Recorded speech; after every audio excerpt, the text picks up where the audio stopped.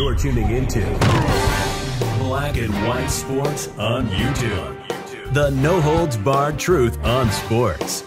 The main event starts now. All right, Black and White Sports supporters. Well, Team USA just completed a victory, I think most of us expected, over the Germany team, and it was, I believe, 80. In fact, let me just pull the box score up, 87-68, and I think a lot of us believe, look, Team USA, led by all these WNBA all-stars, right, superstars, or whatever they want to call themselves, we expect them to win gold, right? We also tend to believe that Caitlin Clark and, I said yesterday in my video, I want to be fair, Arike Abuwali is also got a beef, and I don't blame her. She didn't want to be on this team because she felt like there was a lot of politics involved. In other words, you would be getting playing time based on, I guess, lifetime achievement awards. I don't know. I can't exactly figure out why Diana Taurasi is on this team, much less even starting at this point. I don't get it. I mean, you literally wasted a spot for her, Chelsea Gray and Diana Taurasi. And you're not, guys, you are not going crazy right here. Diana Taurasi had a near across-the-board goose egg again. She had 1 assist, 0 points, 0 blocks, 0 steals, 0 rebounds. 1 assist. Are you kidding me? Seriously.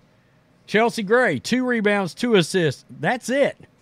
They combined for 12 minutes in this ball game against Germany, leading a lot of people to try to figure out why in the world are these two on the team. Chelsea Gray's been injured. Diana Taurasi, it hadn't been that many days since she was injured. But we all know there was some kind of, I don't want to call it a conspiracy. I think it was pretty well known, at least in my opinion, that Cheryl Reeve, the coach of Team USA, did not want Caitlin Clark on this team.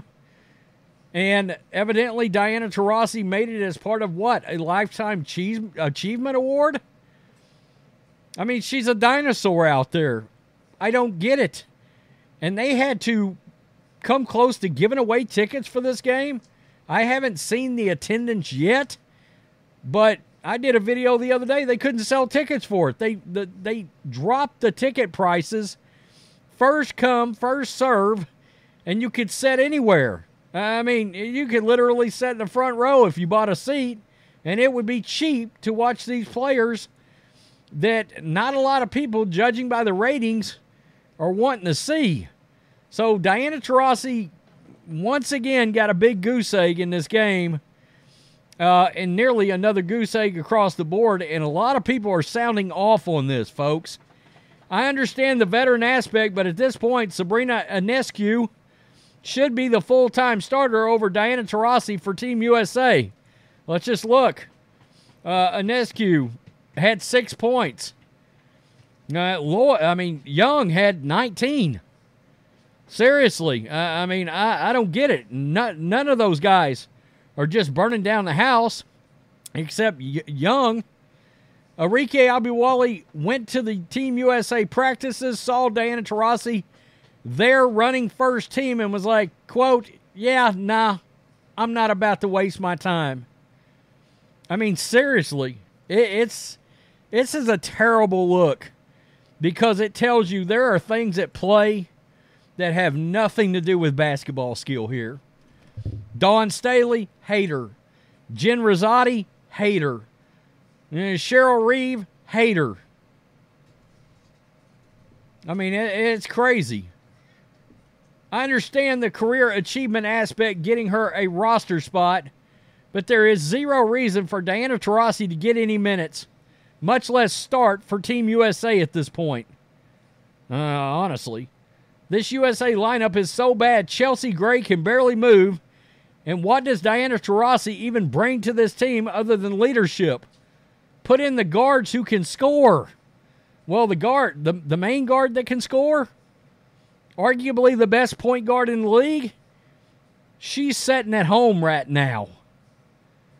Back here in the States. Not in Paris. I know Diana Taurasi is a vet and all, but they could have easily had someone else on Team USA besides her. I can't be the only one that thinks this. You're not. You're absolutely not. I mean, it is absurd that Arike and Caitlin Clark didn't take Chelsea Gray and Diana Taurasi's position on this team. And if ever there was an example of the kind of jealousy and hatred and things like that, pettiness that Caitlin Clark has been dealing with since being drafted out of Iowa, it's watching the people that replaced her on Team USA.